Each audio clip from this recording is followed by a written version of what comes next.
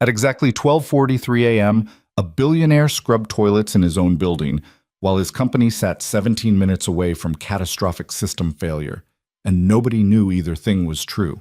Adrian Vale had spent 3 years invisible, blamed for a disaster he didn't cause, raising a child alone while the man who destroyed him collected promotions. Tonight, the same corrupted code that ended his career just went live again, and the only person who noticed was a maintenance worker everyone ignored. This is their story. Stay until the end, hit that like button, and drop a comment with your city so I can see how far this tale travels. The security guard didn't look up. Adrian Vale pushed his cleaning cart past the marble reception desk at 12:43 a.m., wheels squeaking against polished floor, and the guard, Marcus, 22, college dropout, good kid, kept scrolling through his phone. Same as every night. The lobby of Vale Systems headquarters stretched 40 feet overhead, all glass and steel, and that particular kind of silence that comes with emptiness and money. Rain hammered the windows. Seattle in October, constant and cold. Adrian wore the uniform well. Navy blue coveralls, name tag that said Andy, scuffed work boots he'd bought at a Goodwill 3 years ago. He'd gotten good at this. The posture, the pace, the way you move through a space when you're meant to be furniture. People see what they expect. They expect janitors at midnight. They don't expect the founder and former CEO of a $7 billion tech company emptying trash cans on the 14th floor. He took the service elevator up. It smelled like bleach and someone's leftover Chinese food. The cart rattled. Inside the supply bin, under the spray bottles and paper towels, his tablet sat wrapped in a cleaning rag. He'd check it once he reached the upper floors. System reports. Traffic logs. The things he still tracked because you don't build something from nothing and then stop caring just because they erased your name from the lobby wall. The elevator groaned.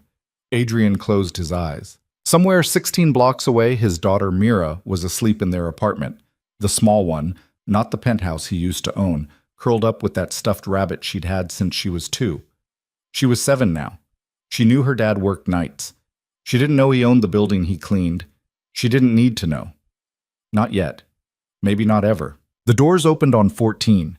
Empty cubicles stretched out in neat rows, computers asleep, desk plants half dead. He started with the break room.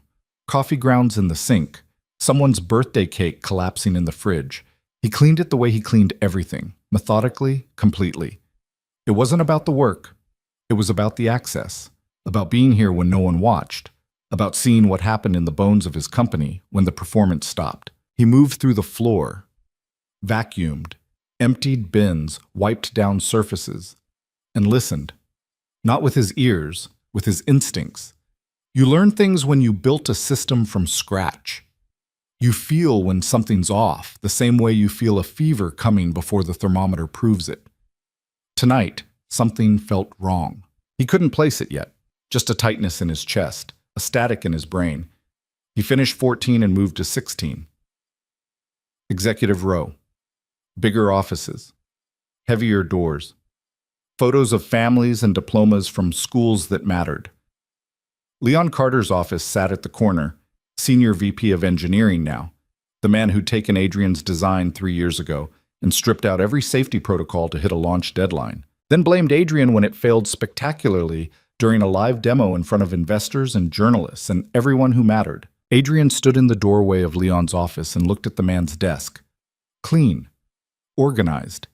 A photo of Leon shaking hands with the current CEO. Another of Leon at some charity gala. Black tie, champagne glass raised. Adrian felt nothing looking at it. He'd burned through the anger 2 years ago. What remained was colder, patience, precision. The truth would surface, eventually. He just had to stay close enough to see it when it did. He cleaned the office, dusted the shelves, emptied the trash, mostly printed emails, expense reports, a crumpled napkin with a phone number. He didn't read them. That wasn't why he was here. He finished and moved on. 23rd floor, 27th, 31st. At 1:47 a.m., he reached the 32nd floor. Server operations, climate controlled, restricted access. He had a key card. Janitors needed one. Nobody questioned it. And he scanned in. The air shifted immediately, cooler. The hum of machines. rows of server racks stretching back into fluorescent shadow. This was the heart of Veil Systems, the infrastructure that handled data processing for 11,000 corporate clients across 4 continents. He pulled out his tablet. Routine check. System health. Traffic patterns. Patch deployments. He scrolled through logs while his cart sat abandoned by the door. Everything looked standard. Normal bandwidth, scheduled maintenance windows, a firmware update pushed at 6 p.m., another at 9:30 p.m. Then he saw it. Patch deployment, a V17. Status, active authorization, L. Carter.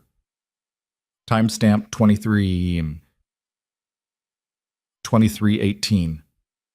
Adrian's hand stopped moving. A V17. His breath went shallow. The tablet screen blurred. He blinked hard and read it again. A V17 wasn't supposed to exist anymore. It had been shelved, archived, buried under 3 years of new code and updated protocols. It was the patch, his patch, that Leon had pushed live without the safety architecture, without the validation layers, without any of the protections Adrian had built into the original design. The patch that had crashed during the Investor Summit in front of 200 people. The patch that had been blamed for a $40 million stock drop and 18 months of rebuilding trust. The patch that ended Adrian Vale's career, and now someone had deployed it again. Tonight. Less than 2 hours ago. He scrolled deeper. The deployment log showed it live across primary systems. Active, running, integrated into the core processing pipeline. A system demonstration was scheduled for 9 a.m., 7 hours from now, with clients flying in from Singapore, London, Boston. Major contracts on the line. Press coverage. The board would be watching. Adrian's pulse hammered in his ears. This wasn't an accident. You don't accidentally deploy deprecated code into a live environment hours before a critical demo. Someone did this on purpose. Someone who either didn't know what AV-17 was or knew exactly what it was and wanted to watch it fail again. He pulled up the patch details. His fingers moved fast, muscle memory from years of writing this code himself. The architecture loaded on screen. He scanned it, and his stomach dropped. The safety layers were gone. Again. The same gutting Leon had done 3 years ago. Validation checks removed, failover protocols stripped out, error handling reduced to nothing. It was the compromised version, the version that would run fine for a few hours, maybe less, and then cascade into failure when transaction load hit a certain threshold, which would happen right around 9 a.m. when the demo started processing test data at scale. Adrian stood in the cold hum of the server room and felt the weight of it settle on him like a hand around his throat. If this failed the same way, Veil Systems wouldn't survive it. Not again. The company had barely recovered from the first disaster. A second one would gut investor confidence, kill contracts, bleed talent. The board would dismantle everything. And Mira's future, the trust fund he'd set up, the shares still in her name, the college savings built from stock options, would evaporate. He had to stop this. He had to pull the patch. Roll back. Now. But he couldn't, because Andy the janitor didn't have system access. Andy didn't have admin credentials. Andy couldn't authorize a goddamn thing. And Adrian Vale, the man who built this company, was legally and publicly exiled from any operational role per the settlement agreement he'd signed to avoid a protracted legal war that would have destroyed him and left Mira with nothing. He stood there, helpless, staring at the screen. Then the door behind him opened. Adrian's head snapped up. He turned, tablet still in hand, caught. A woman stood in the doorway. 30, maybe. Dark hair pulled back in a ponytail. Coveralls similar to his, but gray instead of blue. Maintenance division. He'd seen her before, passing in hallways, restocking supplies, always moving quietly. She carried a toolbox in one hand and a clipboard in the other. She looked at him, then at the tablet, then back at him. Neither of them moved. "You're not supposed to be in here," she said. Her voice was flat, careful. "Cleaning," Adrian said. He slipped the tablet back into his cart, smooth, casual. "Just finishing up?" "With a tablet." "Checklist." He nodded toward the cart. "Digital now. They upgraded the system." She didn't buy it. He could see it in her eyes. She was deciding something, whether to call it in, whether to ignore it, whether to ask questions. "You always clean the server room at 2 in the morning?" she asked. You always run maintenance at 2 in the morning? Yeah, she said. I do. She stepped inside. The door closed behind her. She set the toolbox down and looked around the room like she was checking something.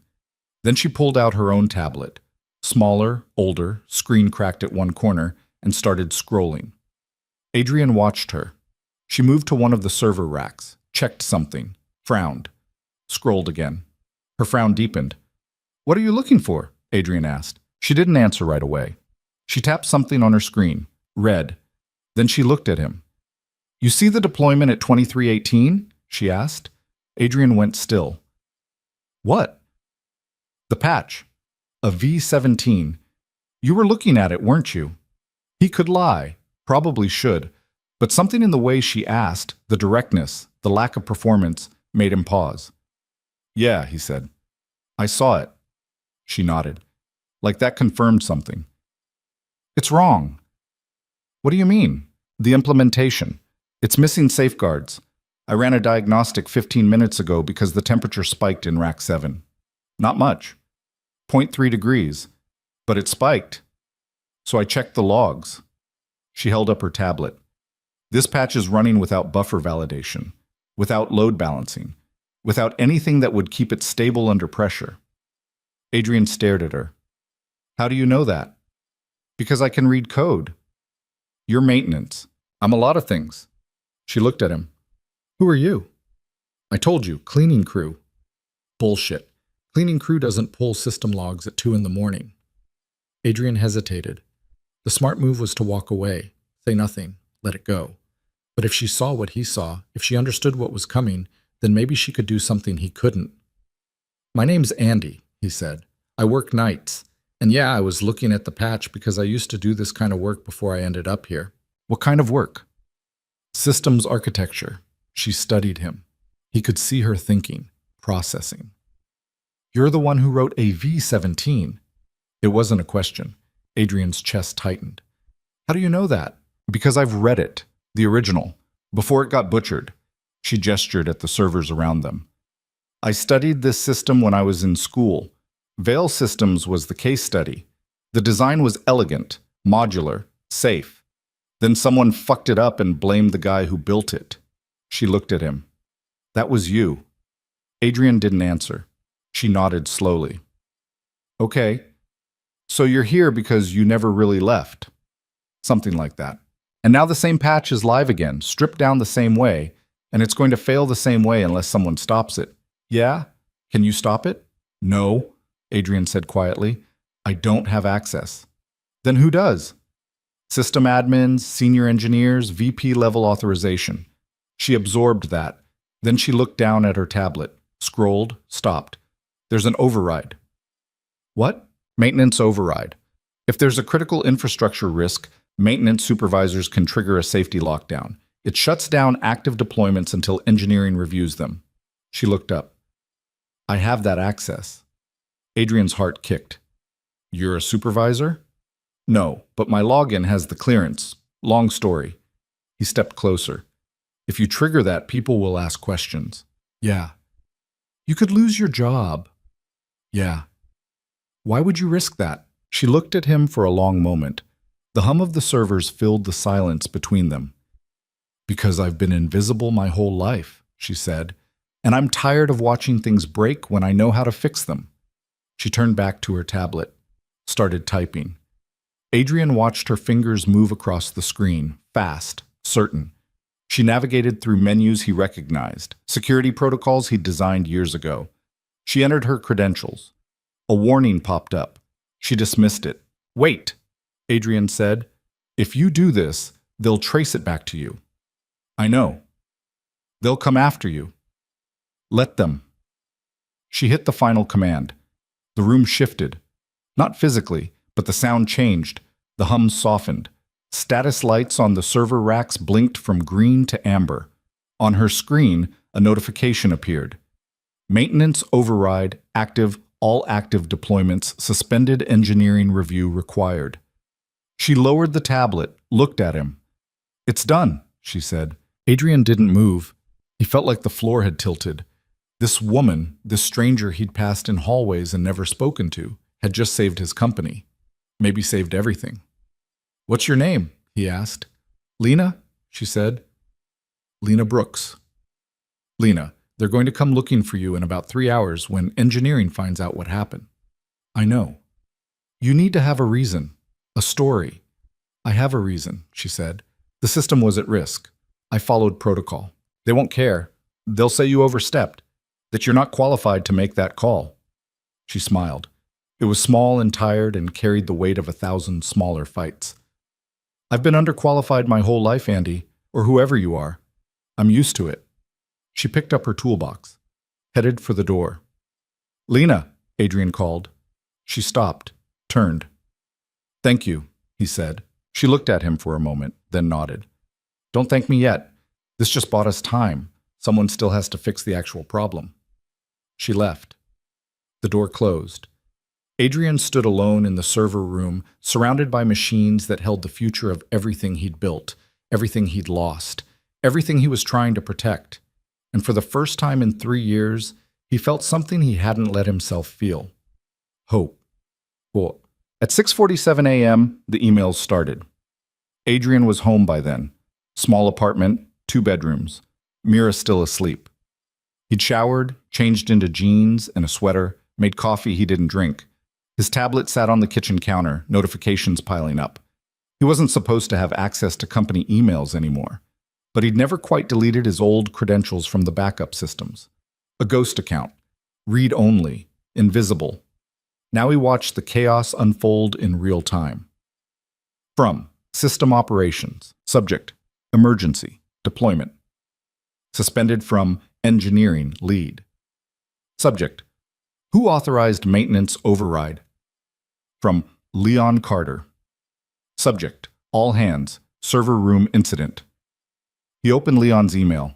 Team, we have a situation.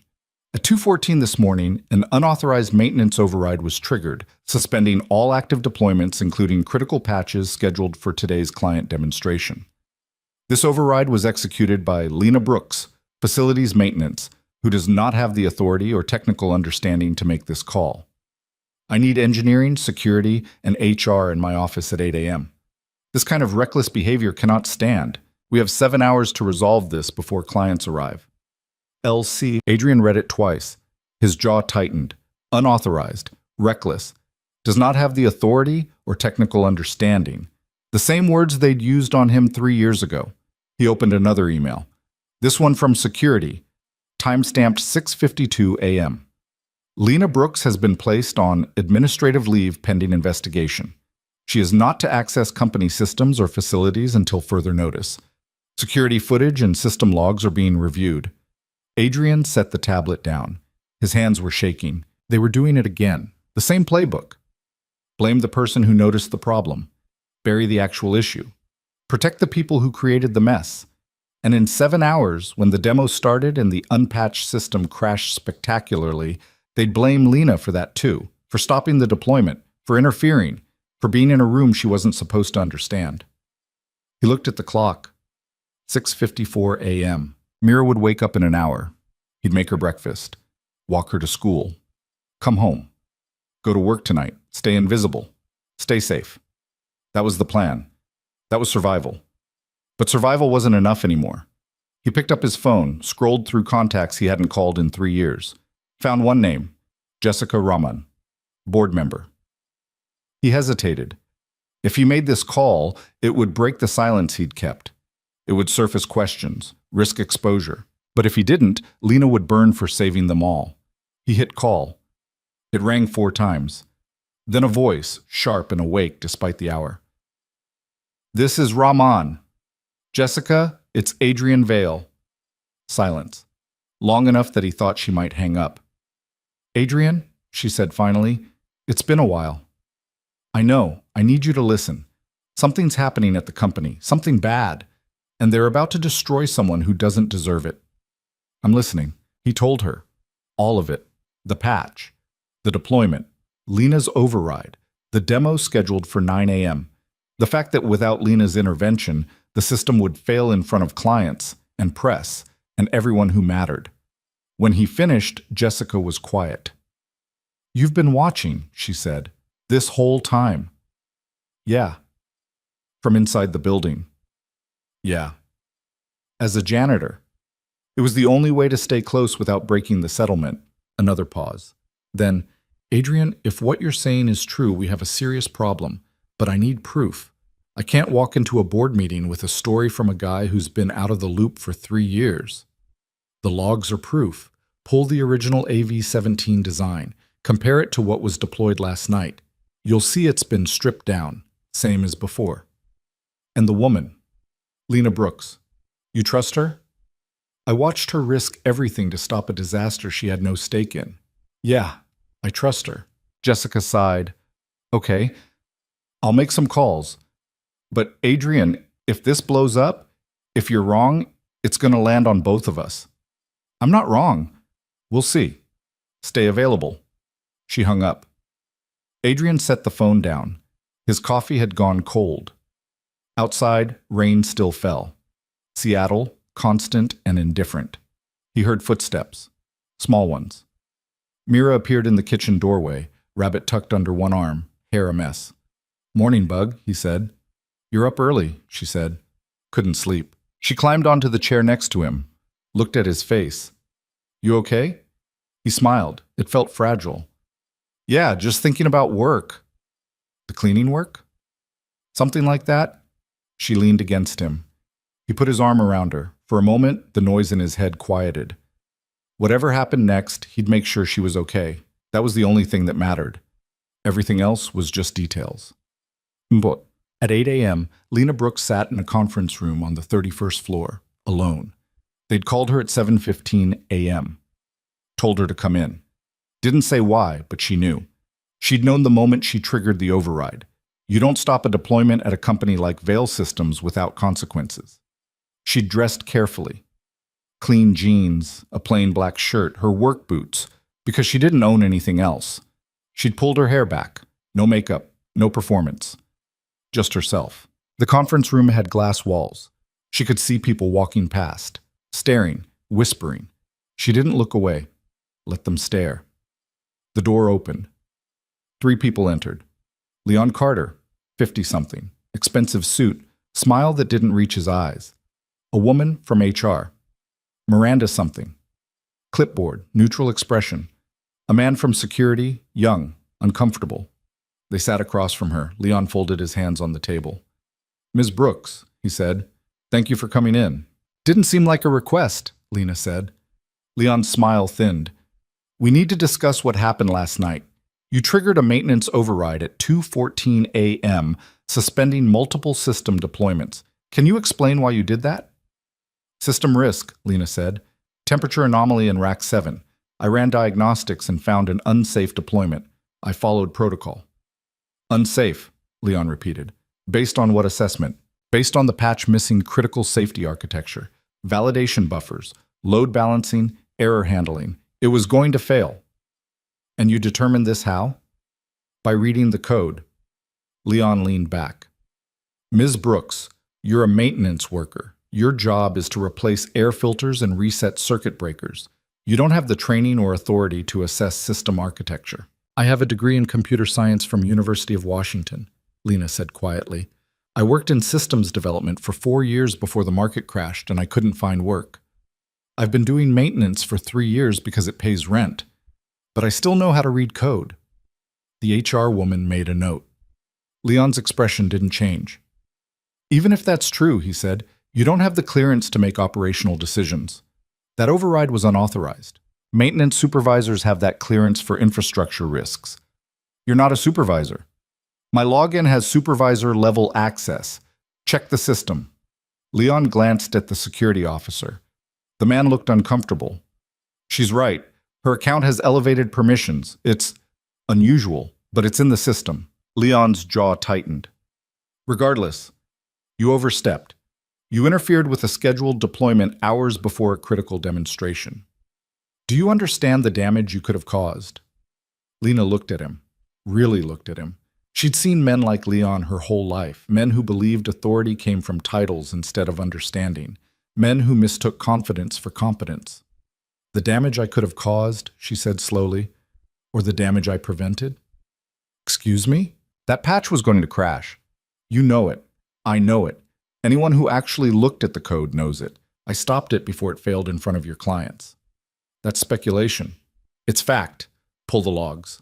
Compare the deployed version to the original design. You'll see someone stripped out the safety protocols. Leon stood up. The meeting was over. Ms. Brooks, you're on administrative leave effective immediately. You'll be contacted regarding next steps. Security will escort you out. Lena didn't move. Who deployed that patch? That's not your concern. It was you, wasn't it? You authorized AV-17, the same patch that failed 3 years ago. The room went very quiet. Leon's face hardened. You need to leave. Now. Why is it back? Why would you deploy deprecated code hours before a demo unless you wanted security? Leon snapped. The young officer stood, looked at Lena. Ma'am, I need you to come with me. Lena stood slowly, looked at Leon one more time. You're going to blame me for this, just like you blamed Adrian Vale. Same pattern, same lie. Leon's expression flickered, just for a second, then it smoothed over. I don't know what you're talking about, he said. But he did.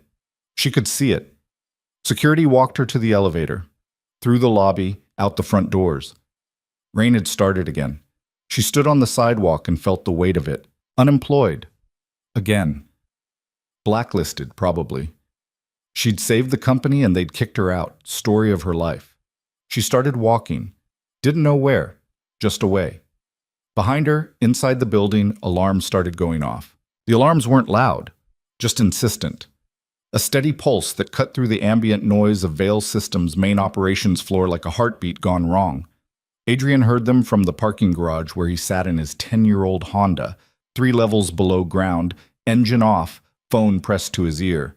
Jessica Rahman was talking, but he'd stopped listening 30 seconds ago because that sound, that specific rhythm, meant something had gone critical.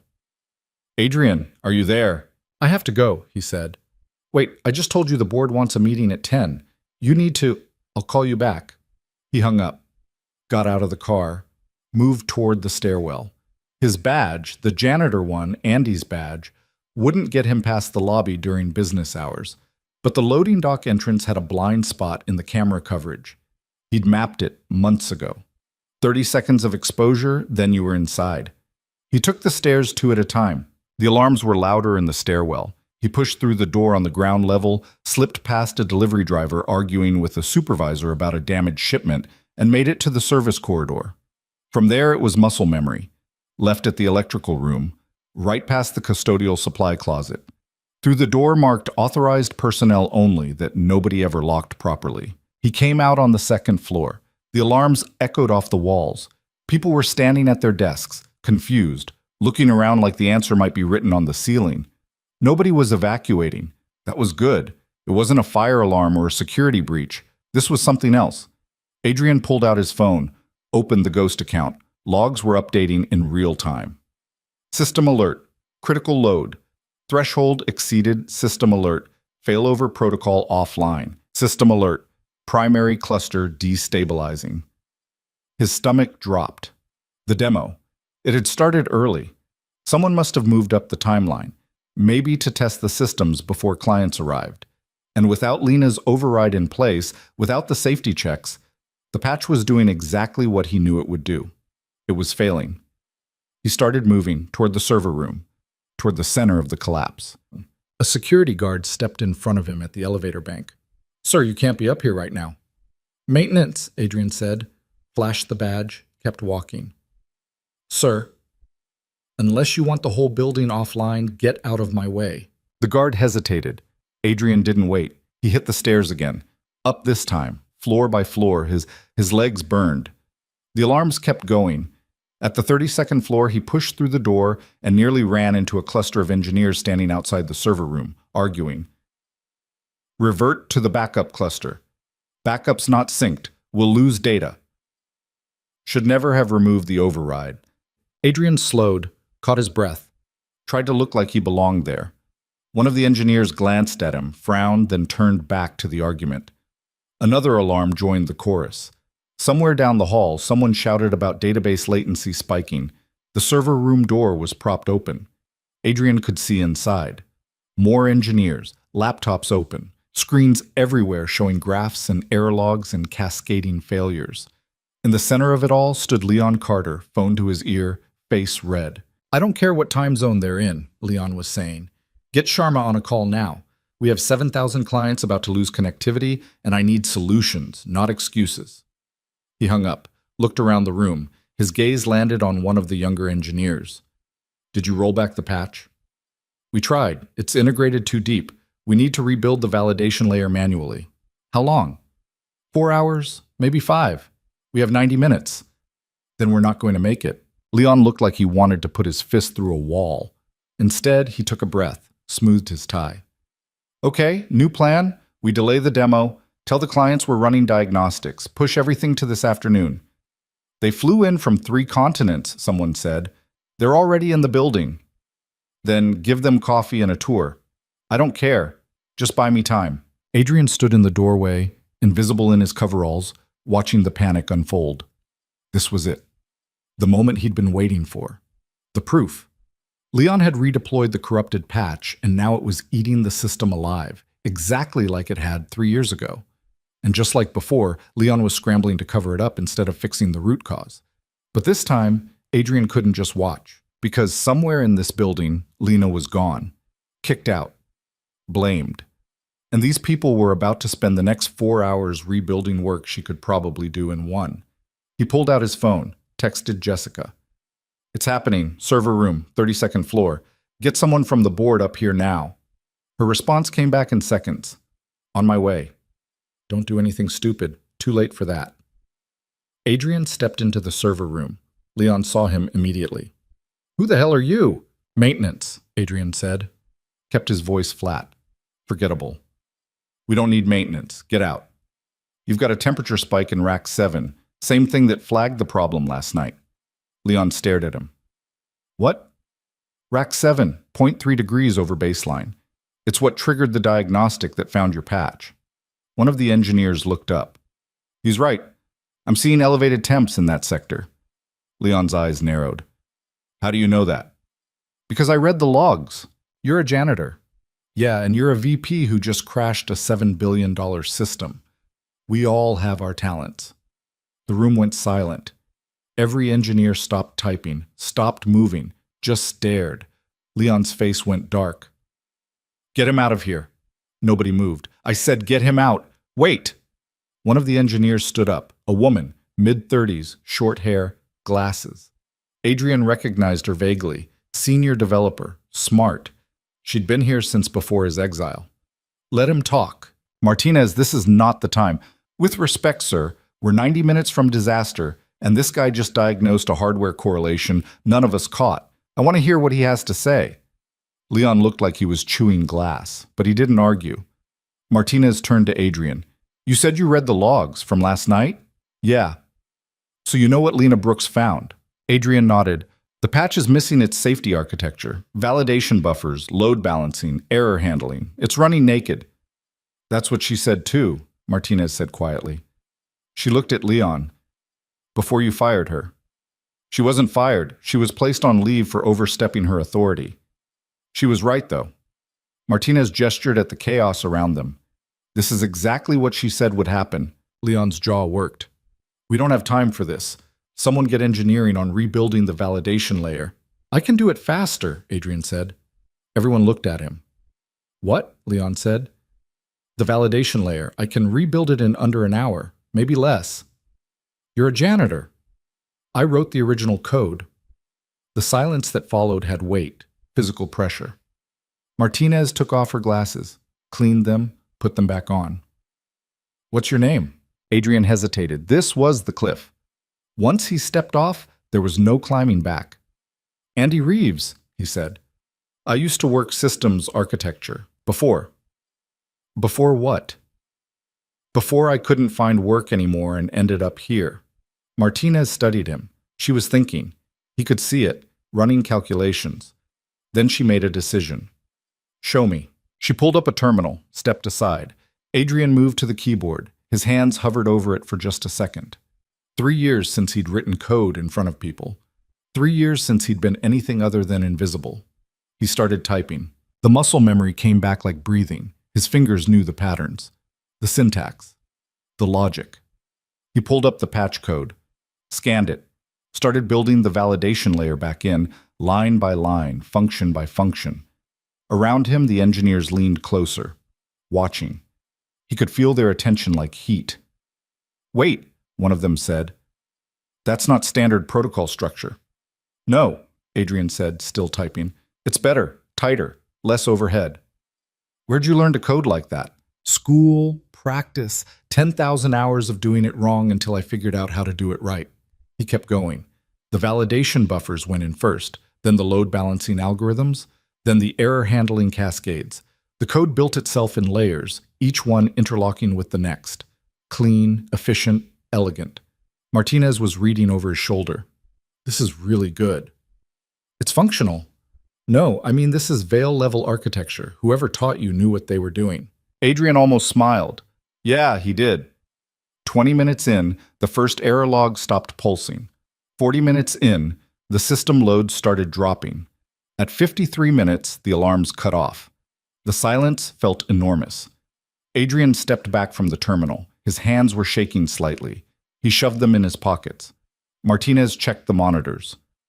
"Load stabilizing, error rate dropping, failover protocols back online." She looked at Adrian. "It's working." One of the other engineers whistled low. "Who the hell are you?" Before Adrian could answer, the door opened. Jessica Rahman walked in, followed by two other board members Adrian recognized. She took in the scene, the engineers, the screens, Leon's furious expression, Adrian standing at the terminal in his coveralls. "Someone want to tell me what's happening?" Jessica said. Leon stepped forward. "We had a system issue. It's been resolved." "By your janitor?" "By my team." Jessica looked at Adrian. Something passed between them. Recognition, understanding. She turned back to Leon. "I want a full report. Every log, every decision point, and I want to know why a patch that was suspended last night for safety concerns was redeployed this morning without board approval." Leon's expression went carefully blank. "I don't know what you're talking about." "The maintenance override, triggered by Lana Brooks at 2:14 a.m. It suspended AV-17 pending review. Who authorized putting it back online?" "That override was unauthorized. We had a scheduled deployment of a deprecated patch missing critical safety features," Jessica said. Her voice was level, but there was steel underneath. "The same patch that failed 3 years ago, the same architecture problems, and now the same crisis. That's not coincidence, Leon. That's a pattern." Leon looked at the other board members. "I don't appreciate the implication."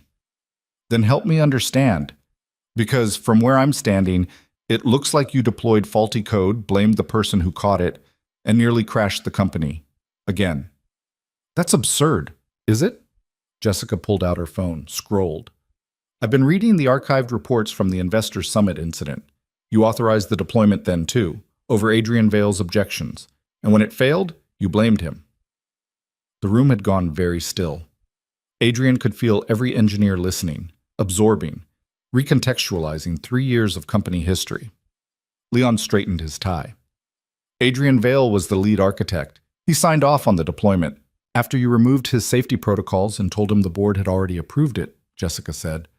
"I've seen the emails, Leon, the real ones, not the edited versions you presented to the board."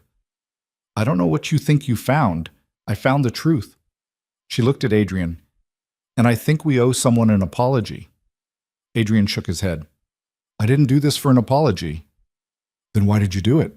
He thought about Mira, about 3 years of watching from the shadows, about Lena standing in this same room last night, risking everything because it was the right thing to do.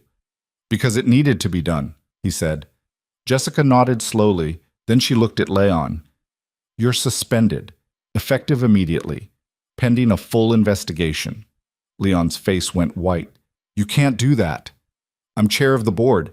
I just did. Security will escort you out." "This is insane. I've given 12 years to this company and almost destroyed it twice."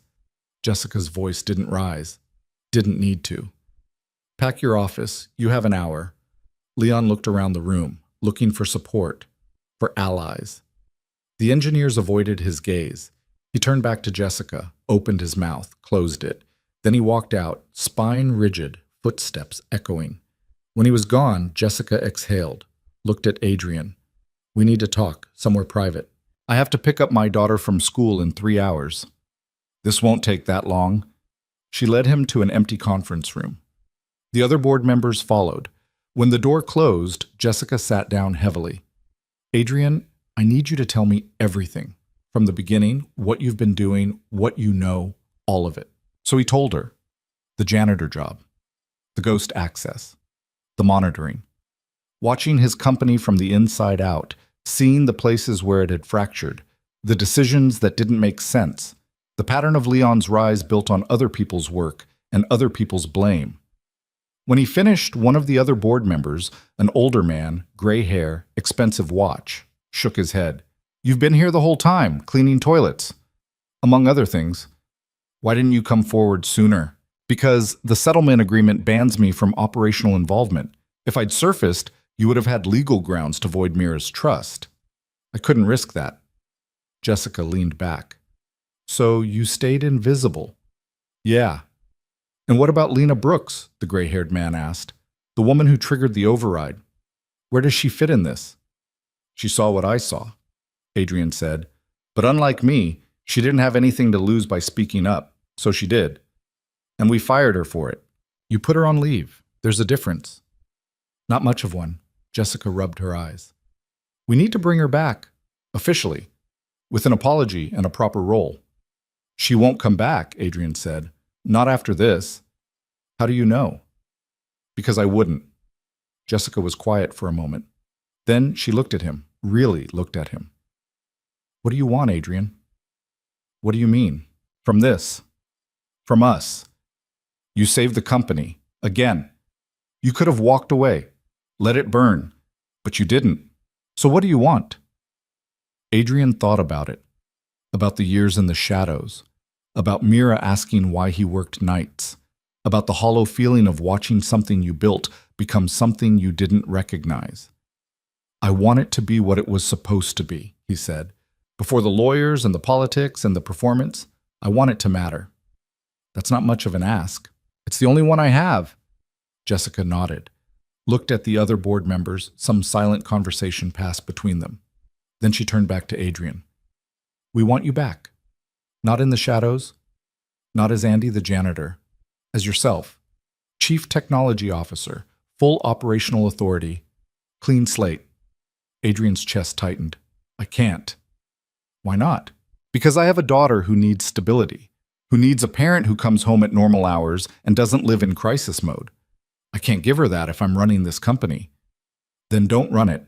Just fix it. Fix the things only you know how to fix. Let other people handle the rest. That's not how this works. It could be. Jessica leaned forward. Adrian, we're offering you a way back on your terms. Whatever you need to make it work, flexible hours, remote capabilities, support staff, we'll figure it out. But we need you, not just for this crisis, for all of it. He wanted to say yes. The word was right there. But he couldn't get it past the weight of everything that had happened. The betrayal, the exile, the 3 years of being erased. I need to think about it, he said. Fair enough, but think fast. We have a demo in 45 minutes and I'd like to tell our clients we have an actual CTO. She stood. The other board members followed. At the door, Jessica paused. For what it's worth, I'm sorry. For how it went down before. For not fighting harder. You deserved better. Yeah, Adrian said. I did. She left. Adrian sat alone in the conference room and felt the weight of the choice pressing down on him. In his pocket, his phone buzzed. A text from Mira's school. Reminder, parent-teacher conference tomorrow at 4 p.m. He closed his eyes, breathed. Then he stood up and left the building. Outside, the rain had stopped. The sky was still gray but lighter.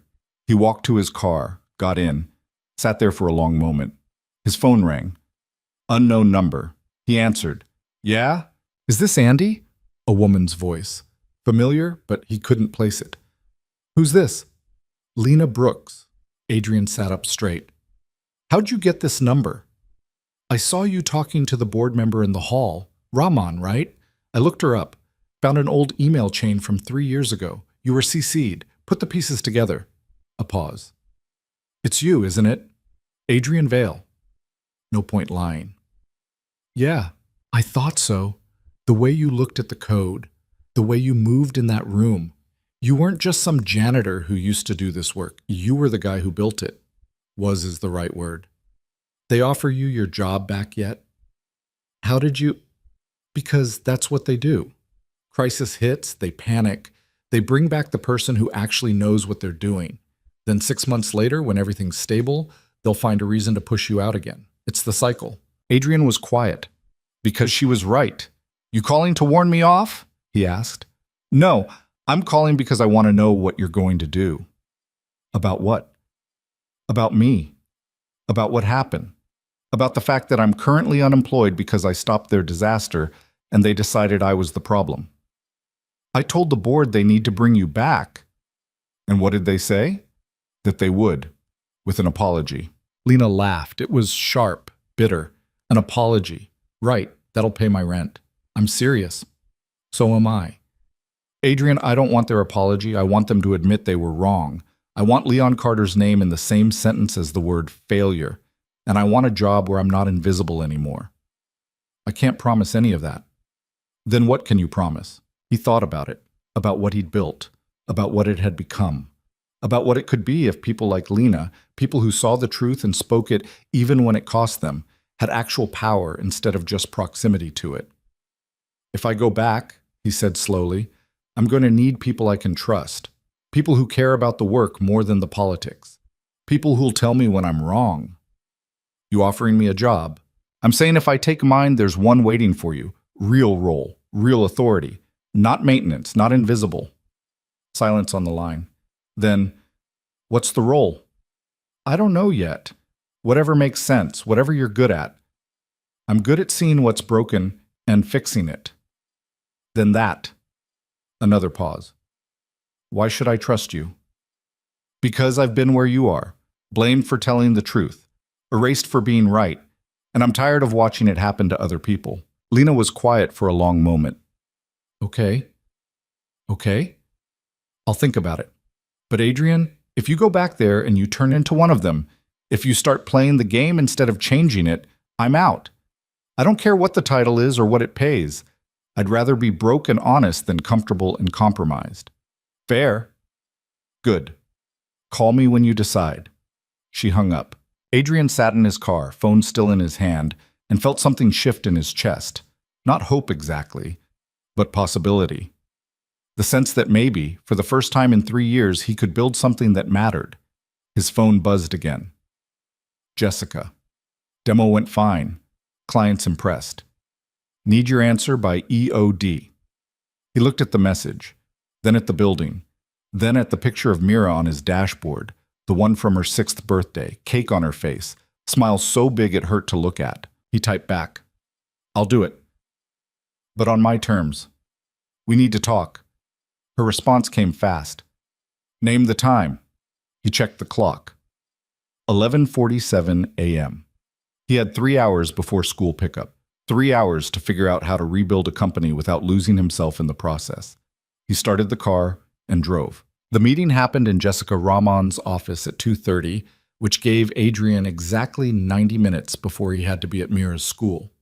He'd changed clothes in the parking garage, kept a spare shirt and jacket in the trunk for emergencies, and walked back into Vail Systems through the front door for the first time in 3 years. The security guard at the desk looked up. Did a double take. Sir, do you have... He's with me, Jessica said. She'd been waiting in the lobby. Come on. They took the executive elevator, the one Adrian used to ride every day. The one with the mahogany paneling and the subtle scent of expensive air freshener. It felt wrong, like wearing someone else's clothes.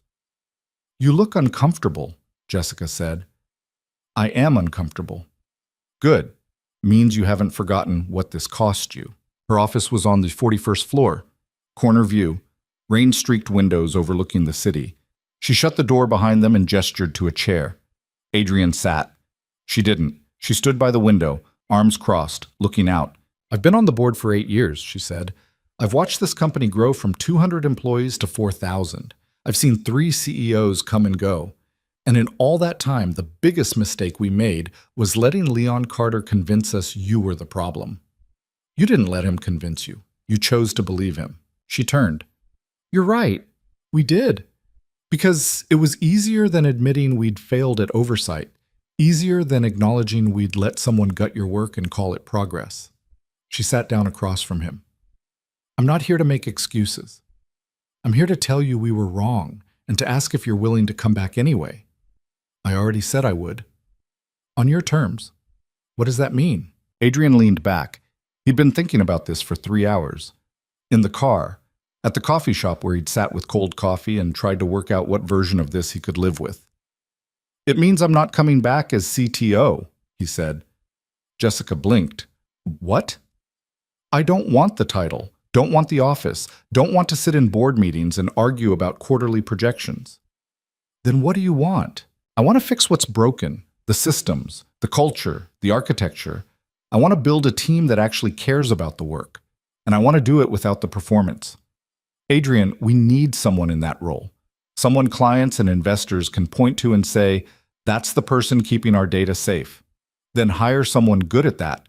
Someone who likes the spotlight. I'm not that person anymore. Jessica rubbed her temple. Okay, so what role are you asking for? Chief architect, independent reporting line to the board, small team, full authority over technical decisions. And I work remote 3 days a week. That's not standard. I don't care. Investors will ask why our CTO isn't in the office. I just told you I'm not your CTO. Jessica stared at him. Then she laughed. It was sharp and surprised. You're serious? Yeah. You spent 3 years in exile and now you're negotiating less visibility. I spent 3 years learning what matters. It's not the title. It's the work. She was quiet for a moment, thinking. What about Lena Brooks? What about her? You said you wanted a team you could trust. Is she part of it? If she'll come back. In what role? I don't know yet. Let me talk to her first. Figure out what she's actually good at beyond reading code and having a spine. Jessica smiled. I like her. She doesn't perform. Neither do I. That's the point. Okay? Jessica stood, walked to her desk, pulled out a folder. Here's what I'm authorized to offer. Chief architect role. Base salary plus equity. Independent team, budget TBD. Remote work 3 days a week, and full authority to rebuild whatever you think needs rebuilding. She slid the folder across. Adrian opened it, scanned the numbers. They were generous. More than generous. The equity alone would set Mira up for life. There's a condition, Jessica said. What? You have to present to the board, monthly. Show us what you're doing, what you're finding, what needs to change. We're not giving you a blank check to disappear again. I wasn't disappearing. I was surviving. I know, but we need transparency. That's the deal. Adrian looked at the contract, at the numbers that would change everything, at the fine print that would pull him back into the world he'd spent 3 years avoiding. He thought about Mira, about school pickups and bedtime stories and the small apartment that was safe because it was simple. Then he thought about Lena, about the way she'd stood in that conference room this morning, small and steady, while Leon tried to erase her. He thought about the engineers watching him code, the way they'd leaned in, hungry for something real. I need to add something, he said. What? Lena comes back with full clearance and a real role. Not maintenance, not some token position, actual authority. I already said we'd bring her back. I want it in writing, in my contract, that her employment is tied to mine. If you push her out, I walk. Jessica raised an eyebrow. You're willing to bet your job on someone you barely know? I'm willing to bet my job on someone who did the right thing when it cost her everything. That's more than I can say for most people in this building. Jessica picked up a pen, made a note in the margin. Done. Anything else? Leon's investigation. I want access to the findings. All of it. That's confidential. Then make me part of the investigative team. If you're serious about fixing what's broken, you need to know how deep it goes, and I'm the only one who knows where to look. She considered that. Okay, but Adrian, if we find something criminal, if this goes beyond poor judgment, you have to let us handle it through proper channels. No vigilante justice. I'm not looking for revenge. I'm looking for the truth. Good. She held out her hand. We have a deal? Adrian looked at her hand, at the door behind her, at the rain streaking the windows. He shook her hand. Yeah, we have a deal. She smiled. Welcome back. He left her office at 3:15 p.m., took the elevator down, walked through the lobby. Marcus, the security guard, looked up this time, did a full stop. Mr. Vale? Adrian paused. Yeah. Welcome back, sir. Thanks, Marcus. He pushed through the doors into the afternoon. The rain had started again, light this time. He got to his car and sat behind the wheel and realized his hands were shaking. He'd done it. He'd stepped back into the light. Now he had to figure out if he could live there. His phone rang. Lena. Did you do it? She asked. Yeah. Idiot. Probably. What'd they offer you? Chief architect, independent team, remote flexibility, and a clause that says if you come back, they can't fire you without firing me too. Silence on the line. Then, you didn't. I did. Adrian, you don't even know me. I know enough. You know I stopped a system failure. That's it. I could be terrible at everything else. Are you? No, I'm good at what I do, but that's not the point. Then what is? She was quiet for a moment. Why are you doing this? Because 3 years ago, nobody stood up for me, and I'm not going to let that happen to someone else. He could hear her breathing on the other end, thinking. What's the role? She asked finally. I don't know yet. That's what I want to talk to you about. Can you meet me tomorrow? Where? Vale Systems, 10th floor. There's a conference room that's usually empty around 10 a.m. You want me to walk back into that building after they escorted me out this morning? Yeah. You're insane. Probably, but I'm also serious. 10 a.m. tomorrow. I'll clear you with security. Another pause. Okay. But Adrian, if this is some kind of pity hire, if you're bringing me back just to make yourself feel better, I'll know. And I'll walk. It's not pity. It's strategy. I need people who see what's broken. You're one of them. We'll see. She hung up. Adrian sat in the parking garage and felt the weight of what he'd just committed to. A job he wasn't sure he wanted. A team he hadn't built yet. A woman he barely knew whose career was now tied to his. He checked the time. 3:27 p.m. He had 33 minutes to get to Mira's school. He started the car and drove. The school was across town. Traffic was light. He made it with 4 minutes to spare. Parked in the pickup line and watched kids stream out of the building, backpacks bouncing, voices high and chaotic. Mira appeared third from the door. She saw the car and waved. He waved back. She climbed in, buckled her seatbelt, looked at him. You're wearing your nice shirt, she said. Had a meeting. About the cleaning job? He hesitated. This was the moment. He could keep lying, keep it simple. Keep her safe from the parts of his life that were complicated and hard. Or he could tell her the truth. Not exactly, he said. I need to tell you something. She looked worried. Are you in trouble? No, the opposite, actually. He pulled out of the parking lot, headed toward home. You know how I've been working nights, cleaning? Yeah. Well, that was part of my job, but it wasn't the whole thing. What was the whole thing? I was watching, making sure the company I used to work for was okay. The computer company. Yeah, Vale Systems. I built it a long time ago, before you were born, and then some stuff happened and I had to leave, but I never stopped caring about it.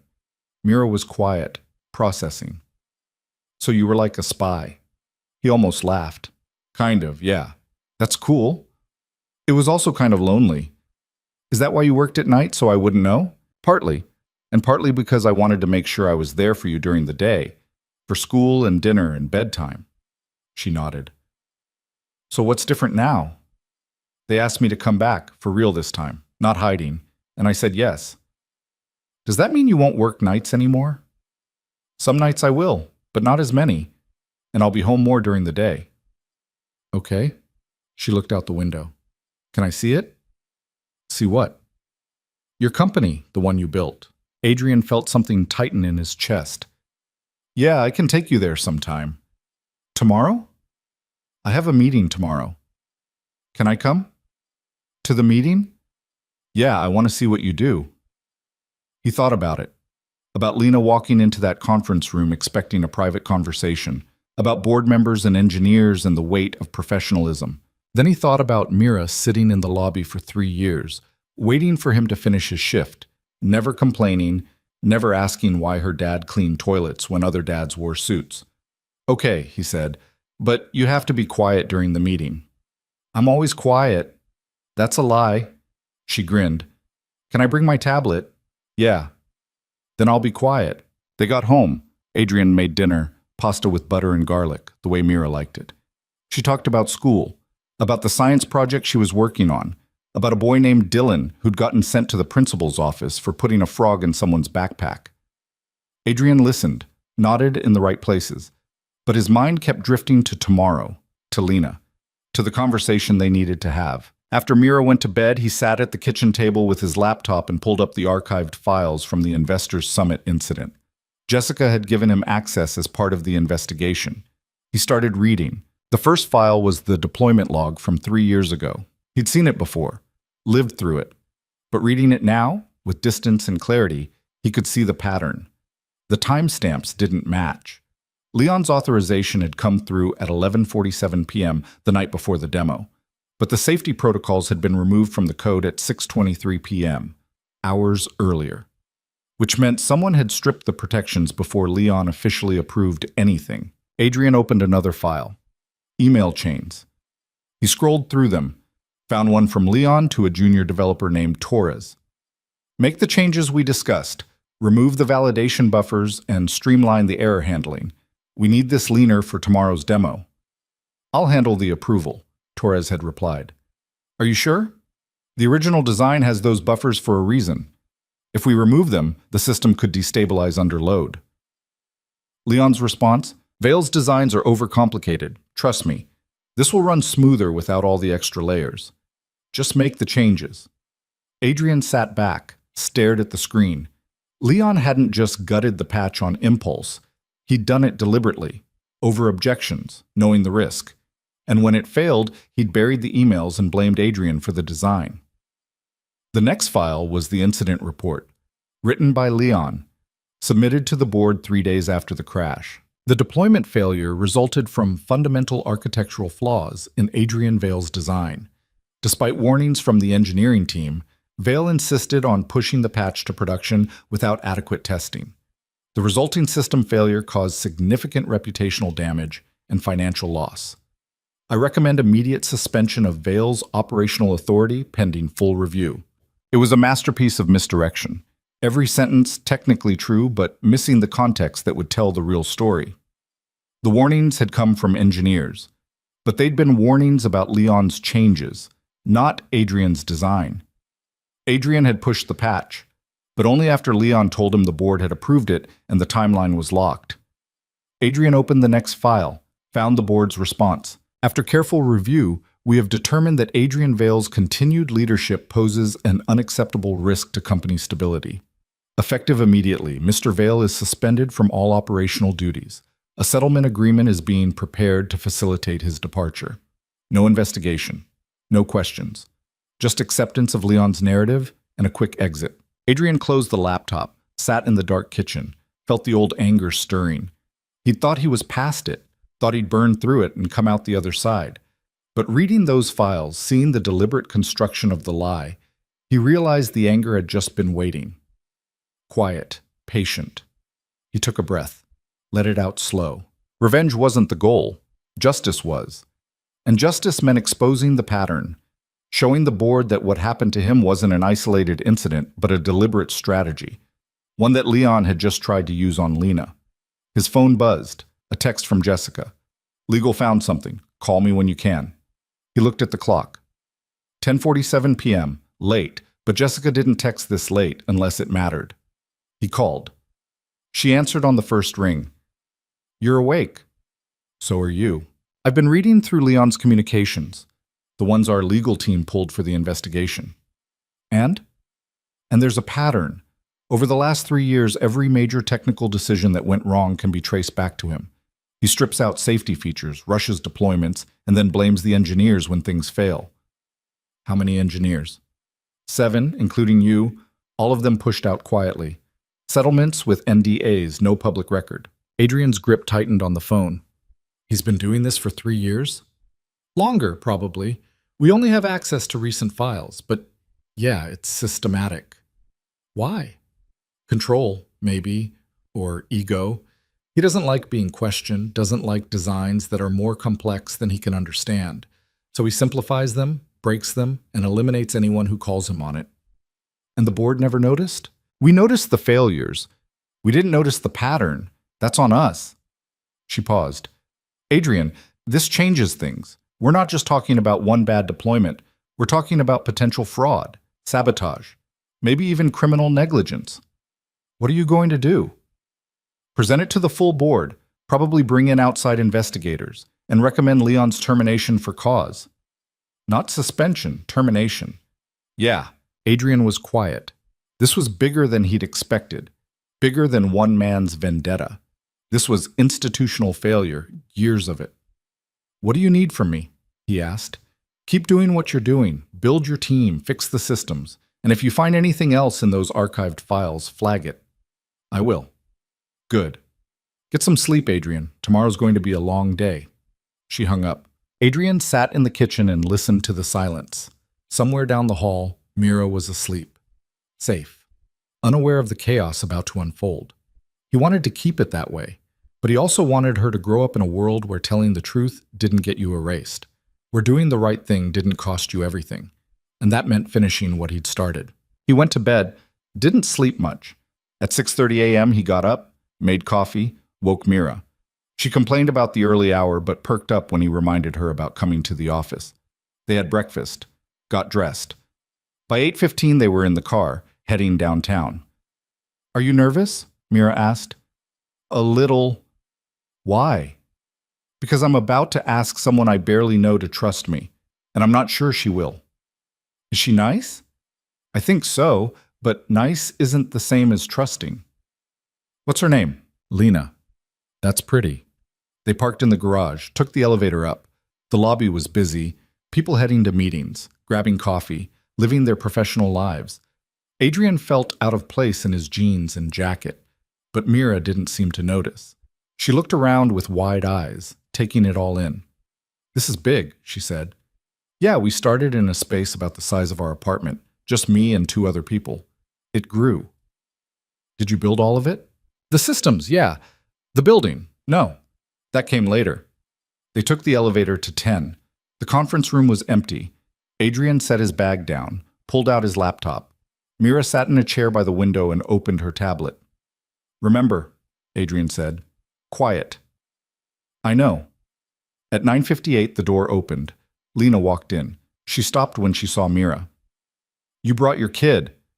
This is Mira. Mira, this is Lena. Mira waved. Lena waved back, awkward. Is this appropriate? Lena asked. Probably not, but she wanted to see where I work. Lena sat down across from him. She was wearing jeans too, a plain gray sweater. Her hair was down this time. She looked tired. You look like you didn't sleep, Adrian said. I didn't. I spent all night trying to figure out if coming here was a mistake. What did you decide? That I'd find out when I got here. She glanced at Mira, then back at Adrian. So, what's the role? Adrian pulled up a document on his laptop, turned it so she could see. I don't have a title yet, but here's what I need. Someone who can audit the existing systems. Find the places where corners got cut, where safety got sacrificed for speed. Someone who can document it. Build the case for why we need to rebuild. Lena scanned the document. You're talking about gutting half the infrastructure. If that's what it needs, yeah. That's going to piss people off. I know. People with power. People who've been here longer than both of us. I know. She looked up. And you want me to be the one leading that effort? I want you to be the one I trust to do it right. Why? Because you already proved you will. When it mattered. Lena sat back, crossed her arms. What's the actual title? Senior Systems Analyst. Direct report to me.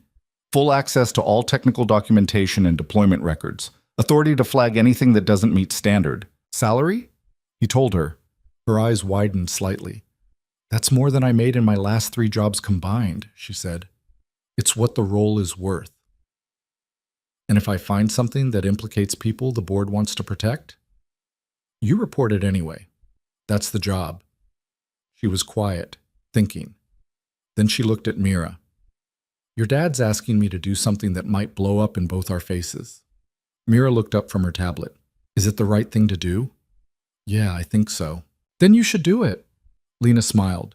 It was small but genuine. That's simple, huh? That's what my dad always says. If it's right, you do it, even if it's hard. Lena looked at Adrian. Smart kid. She has her moments. Lena stood, walked to the window, looked out over the city. If I do this, I need one thing. What? When we find the truth, and we will find it, you have to let it go public. No backroom settlements, no quiet exits. The people responsible get named. That might include people I used to work with, people I liked. I know. And you're okay with that? She turned. I'm okay with the truth. Whatever it looks like. Adrian nodded. Then we have a deal. She walked back to the table, held out her hand. He shook it. When do I start? She asked. Monday. I'll have HR send over the paperwork. And what do I do until then? Go home. Rest. Enjoy your last few days before everything gets complicated. Lena picked up her bag, looked at Mira. Your dad's a good guy. Don't let him forget that. I won't, Mira said. Lena left. Adrian sat in the conference room with his daughter and felt the pieces clicking into place.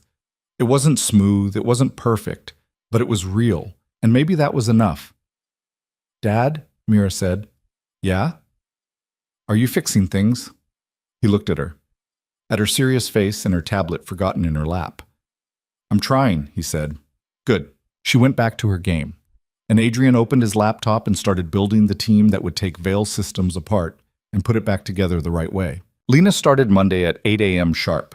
Adrian met her in the lobby with a badge and a laptop and a cup of coffee from the place across the street that actually knew how to brew it. You remembered, she said, taking the cup. You mentioned it once, 3 years ago. You were complaining to another maintenance worker about the break room coffee tasting like burnt plastic. She stared at him. You remember a random conversation from 3 years ago? I remember a lot of things. Comes with the territory of watching everything. They took the elevator to 14th. The floor had been reorganized over the weekend. A small section near the windows had been cleared out. 4 desks, whiteboards on wheels, a server rack in the corner that hummed quietly. Adrian's team space. It was empty except for one person. Martinez, the engineer from the server room. She looked up when they entered. You actually showed up, Martinez said to Lena. You sound surprised. After what happened last week, I figured you'd tell Vale and the whole company to go to hell. I considered it. Lena set her bag down. Why are you here? Martinez glanced at Adrian. He asked me to transfer, said he was building a team to audit the technical infrastructure, find everything that's broken and fix it properly. She smiled. Sounded better than what I was doing. Which was? Sitting in meetings where people argued about things they didn't understand while pretending the code wasn't falling apart. Lena nodded. Yeah, that sounds worse. Adrian pulled up a chair. Okay, ground rules. We're not here to make friends, we're here to find the truth. That means pulling apart deployments, reading through years of documentation, and documenting every shortcut, every corner cut, every place where someone chose speed over safety. People are going to hate us, Martinez said. Probably. And we're going to find things that implicate people still working here. Definitely. Good. Martinez cracked her knuckles. When do we start? Adrian pulled up a spreadsheet. I've been building a list. Every major deployment over the last 4 years. Every system upgrade. Every patch. We're going to review them all. Lena leaned over, scanned the list. This is going to take months. Then we'd better get started. They worked in silence for the first hour, each of them taking sections of the deployment history, reading logs, checking code repositories, making notes. The rhythm settled quickly. Martinez was fast, aggressive with her searching. Lena was methodical, careful. Adrian moved between them, answering questions, pulling up archived versions when they needed comparison points. At 10:15, Martinez stopped. Found something. Adrian looked over. What? Patch deployment from 18 months ago. System update for the client portal. Authorization shows it went through standard review, but when I pull the actual code changes, half the security protocols are missing. Who approved it? Martinez scrolled. Carter. Leon Carter. Lena came over. Looked at the screen. Same pattern as AV-17. Yeah, Martinez highlighted the changes. The original design had multi-factor authentication, encryption on all data transfers, session timeout protocols. The deployed version has basic password protection and nothing else. Adrian pulled up the deployment timeline. When did this go live? March 14th, last year. Were there any incidents after deployment? Martinez checked the incident logs. Her face went still. Yeah, 3 weeks later, unauthorized access attempt on 14 client accounts. The security team flagged it as a potential breach, but couldn't confirm how the attacker got in. Because the security protocols weren't there, Lena said quietly. And nobody knew to look for them because the deployment was marked as approved and reviewed. Adrian sat back. Did they catch who did it? No, the investigation went cold. They updated some passwords and moved on. Adrian made a note. Add it to the list. We need to document every incident that might trace back to one of these compromised deployments. They kept working. By lunch, they'd found 4 more, each one following the same pattern. Solid original design, gutted implementation. Leon's authorization. Incidents that followed weeks or months later, never quite severe enough to trigger a full investigation, but significant enough to cause damage. At 12:30, Jessica Rahman appeared in the doorway. How's it going? We found 6 compromised deployments so far, Adrian said, all authorized by Leon Carter, all followed by security incidents or system failures. Jessica stepped inside, closed the door. I need you to stop. The room went silent. Excuse me, Adrian said. The board met this morning. Legal is concerned that if you keep digging, we're creating evidence that could be used against the company in a lawsuit. That's the point. We're documenting what happened so it can be fixed. I understand, but legal wants to handle this through official channels. They're bringing in an outside firm to conduct the investigation. How long will that take? Weeks? Maybe months. Adrian stood. Jessica, we've been working for 4 hours, and we've already found half a dozen incidents. How many more are buried in this system?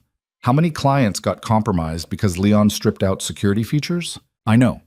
And that's exactly why legal wants professionals handling it. People who understand liability and discovery and people who will bury anything that makes the company look bad, Lena said. Jessica looked at her. That's not what this is. Then what is it? It's damage control. If we self-report too aggressively, we expose ourselves to regulatory scrutiny, lawsuits, loss of client trust. You're already exposed, Martinez said. The breaches happen. The failures happen. Whether you document them or not doesn't change that. But how we document them matters. Jessica looked at Adrian. I'm not asking you to stop permanently. I'm asking you to pause while legal gets framework in place. And in the meantime, keep building your team. Work on current systems. Make sure nothing else is vulnerable, but don't keep digging into the past until we have legal cover. Adrian felt the old familiar weight settling on his shoulders. The pressure to be quiet, to wait, to let someone else control the narrative. No, he said. Jessica blinked. What? I said no. This is exactly what happened 3 years ago. Something broke. People wanted to investigate, and legal stepped in and made it go away quietly. I'm not doing that again. Adrian, I'm trying to protect the company. The company doesn't need protection. It needs accountability. Those aren't mutually exclusive. They are when legal's job is to minimize exposure instead of exposing the truth. Jessica's expression hardened. I'm not the enemy here. I know. But you're letting the wrong people make the call. I'm following board direction. Then the board's wrong. They stared at each other. The silence stretched. Finally, Jessica shook her head. I can't stop you. Technically, you have the authority to access all this documentation. But I'm telling you, if you keep pushing and it blows up, I can't protect you. I'm not asking you to. Jessica looked at Lena and Martinez. You two understand what he's doing. He's putting his job on the line. Yours too, by extension. Martinez shrugged. I've had worse jobs. Lena said nothing, just met Jessica's gaze and didn't blink. Jessica sighed. Okay, but don't say I didn't warn you. She left. The door closed. Adrian sat down, felt his hands shaking slightly. He pressed them flat on the desk. That was dumb, Martinez said. Yeah, we're going to get fired. Probably. Cool. Just wanted to make sure we were all on the same page. She went back to her screen, kept working. Lena pulled her chair closer to Adrian, spoke quietly. You didn't have to do that. Yeah, I did. Why?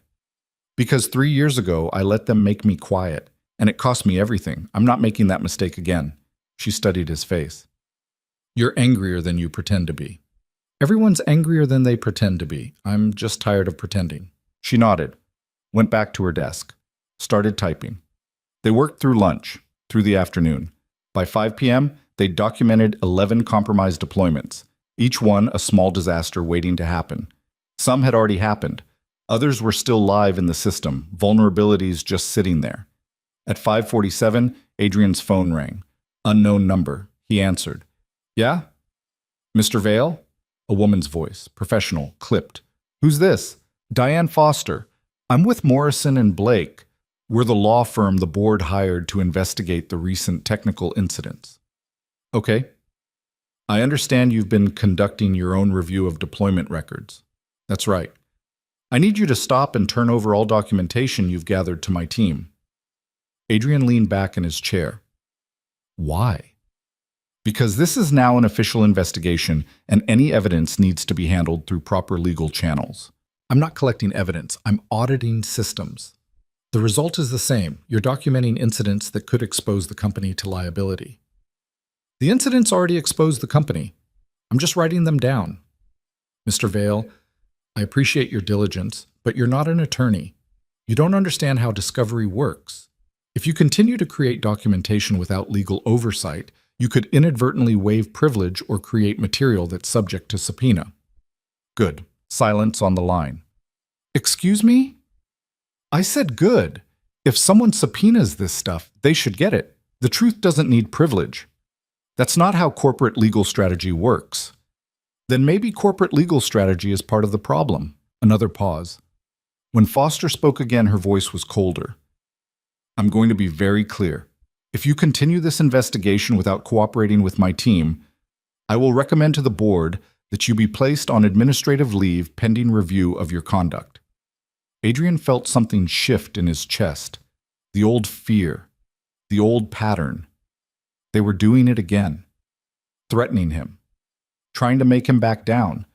But this time he had something he didn't have before. Proof. Documentation. And 2 people sitting 10 feet away who'd heard every word. Do what you need to do, Adrian said. I'm not stopping. He hung up. Martinez looked over.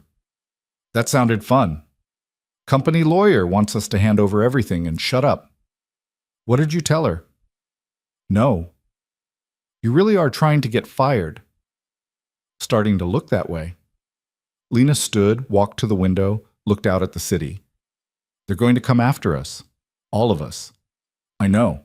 We should document that too. Create a record of every threat, every attempt to shut this down. Adrian looked at her. You want to build a case against the company you just started working for? I want to build a case for the truth, wherever it leads. Martinez pulled out her phone, started recording. For the record, today is Monday, October 16th. The time is 5:52 p.m. Adrian Vale just received a call from Diane Foster of Morrison and Blake, threatening administrative leave if we continue our systems audit. This is me documenting that threat. She stopped recording, looked at Adrian. What else? Adrian felt something like pride, or maybe just relief, that he wasn't alone in this. Everything, he said. We document everything. They worked until 8 p.m., built a timeline, cross-referenced incidents with deployments, created a shared drive with all the evidence, encrypted, backed up to 3 separate locations. When they finally left, the building was mostly empty. They rode the elevator down together, walked out into the rain. You have a car? Adrian asked Lena. Bus. I'll give you a ride. You don't have to. I know. Get in. She did. Martinez waved and headed to her own car. Adrian drove through the wet streets. Lena gave him directions to an apartment building in a neighborhood that had seen better decades. "You live here?" Adrian asked. "It's what I can afford.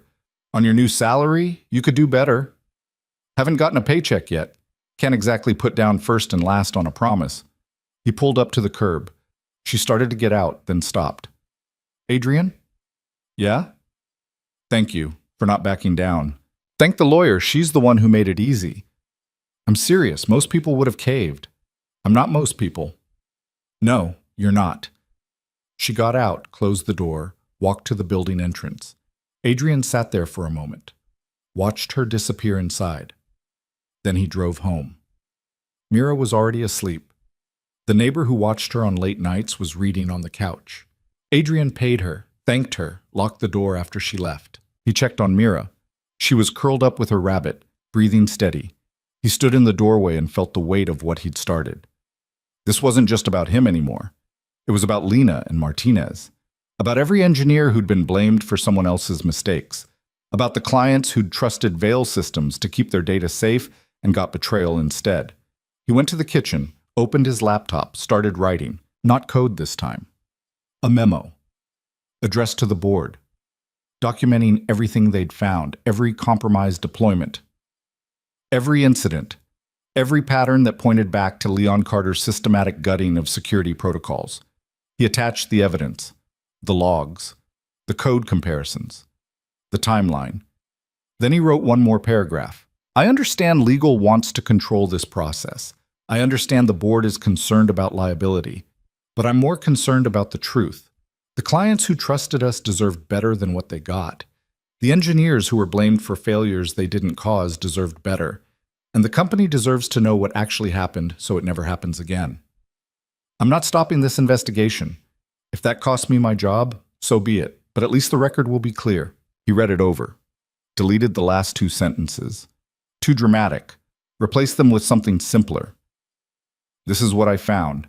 This is what I know. Do with it what you will." He hit send at 11:23 p.m. Then he closed the laptop and went to bed. His phone woke him at 6:47 a.m. "Jessica." "You sent the memo," she said. No greeting. "Yeah." "To the entire board." "That's who it was addressed to." "Adrian, what were you thinking?" "I was thinking they needed to see the evidence. You just handed legal a nightmare. Half the board is panicking. The other half wants your head. And the CEO is demanding a meeting at 9 a.m. Okay? Okay? That's all you have to say? What do you want me to say, that I'm sorry? I'm not. They needed to see it." Jessica was quiet for a moment. "You're not making this easy. It's not supposed to be easy. It's supposed to be right. Those things aren't always compatible." "Then I'll take right," she sighed. 9 a.m. conference room, B. "Don't be late." She hung up. Adrian got up, made coffee, woke Mira, got her ready for school, dropped her off. She asked if he was okay. He lied and said yes. At 8:53 a.m., he walked into conference room B. The CEO was there. Robert Chen, 58. Gray hair, expensive suit. He'd been brought in 2 years ago to stabilize the company after Adrian's departure. He looked up when Adrian entered. "Mr. Vale?" "Mr. Chen." "Sit." Adrian sat. Jessica was there. 3 other board members. The lawyer Foster, on speakerphone. Chen folded his hands on the table. "I've read your memo." "Good. It's concerning." "It should be. What I mean is, it's concerning that you chose to send this to the entire board without consulting legal or going through proper channels." "Proper channels would have buried it." "You don't know that." "I do, actually, because it's what happened 3 years ago." Chen's expression didn't change. That was a different situation. It was the same situation with different names. "Mr. Vale, I appreciate your passion for transparency, but you're not the CEO. You're not general counsel. You're chief architect. Your job is to fix technical problems, not to conduct investigations or make legal determinations. My job is to make sure this company's systems are secure. I can't do that if I'm not allowed to look at how they got compromised." Foster's voice came through the speaker. Mr. Vale, the board hired an independent firm to handle this investigation. Your continued interference is undermining that process. I'm not interfering, I'm documenting. Without legal oversight, without understanding the implications. I understand the implications fine. The company deployed insecure systems, clients got breached, people got blamed who didn't deserve it, and now you want to bury it quietly so nobody asks hard questions. That's not what we're doing, Chen said. Then what are you doing? We're trying to conduct a thorough investigation without exposing the company to unnecessary legal risk. The risk already exists. I'm just making it visible. Chen sat back. Adrian, I'm going to be direct. The board values your technical expertise, but your approach to this situation is creating problems. If you can't work within the framework we've established, we'll need to reconsider your role. There it was. The threat. Clean, professional, wrapped in corporate language. Adrian looked around the table. Jessica wouldn't meet his eyes. The other board members looked uncomfortable. Foster on the speakerphone was silent, waiting. I'm not going to stop, Adrian said. Then we have a problem, Chen said. We had a problem before I sent that memo. I just made sure everyone could see it. You made sure everyone could see what you think happened. That's not the same as an objective investigation. Pull the logs yourself. Compare the code. It's all there. I didn't make any of it up. I'm not questioning your data. I'm questioning your judgment and how you're handling it. Adrian stood. You want my judgment? Here it is. Leon Carter systematically compromised this company's security for 3 years. He blamed engineers when things failed. He covered his tracks. And he would have kept doing it if Lena Brooks hadn't stopped him. That's not opinion. That's fact. And if you're more worried about legal exposure than about fixing what he broke, then you're part of the problem. The room went very quiet. Chen's expression hardened. Mr. Vale, I think we're done here. Yeah, I think we are. Adrian walked out. His hands were steady. His breath was even. He felt oddly calm. Jessica caught up with him at the elevator. Adrian, wait. I'm not apologizing. I'm not asking you to. I'm asking you to think about what you just did. I told the truth. You told the CEO of a $7 billion company that he's part of the problem, in front of the board. He is. That's not the point. Then what is? She stepped closer, lowered her voice. The point is, you can't win this by yourself. You need allies. You need the board on your side, and you just burned half of them. They were never on my side. They proved that 3 years ago. Some of them were. Some of them fought for you. But you're making it really hard for us to keep fighting. Adrian looked at her. What do you want from me, Jessica? I want you to be smart, strategic. Use the system instead of fighting it. The system is designed to protect itself, not to find the truth. Then change it from the inside, but you can't do that if you get yourself fired. The elevator arrived. Adrian stepped in. If they fire me, they fire me. At least the evidence is out there. Evidence doesn't matter if nobody acts on it. The doors started to close. Jessica put her hand out. Stop them. Just think about it, she said. Please. The doors closed. Adrian rode down to the lobby, walked out into the rain, got in his car, sat there. His phone buzzed. A text from Lena. Martinez and I are still working. Found 3 more. You okay? He typed back. Define okay. Her response came fast. Still employed? For now. Good enough. Get back here. We need you to look at something. He started the car and drove back to the building he'd just left. Because whatever happened next, at least he wasn't alone in it. When Adrian got back to the 14th floor, Lena and Martinez were standing at the whiteboard. Someone had drawn a network diagram in blue marker, lines connecting boxes, dates scribbled in the margins. It looked like a murder board from a crime show. That took you 20 minutes, Martinez said without looking up. Meeting went that well? CEO basically told me to shut up or get out. And you said? I walked out. Classic. She capped the marker, turned. Okay, you need to see this. Adrian approached the board. The diagram showed deployment timelines. But there was something else. Red lines connecting certain dates. Arrows pointing to external events. What am I looking at? Adrian asked. Lena pointed to one of the red connections. We found something. A pattern we missed before. What kind of pattern? Timing. Every compromised deployment happened right before a major contract negotiation or client review. Adrian stepped closer, scanned the dates. She was right. The client portal breach. 3 weeks before Vail Systems pitched a major banking contract. The validation buffer removal. 2 weeks before quarterly earnings reports. The AV-17 deployment. Hours before the investors' summit. He was sabotaging on purpose, Adrian said quietly. Not exactly. Martinez pulled up a laptop, showed him a spreadsheet. Look at what happened after each incident.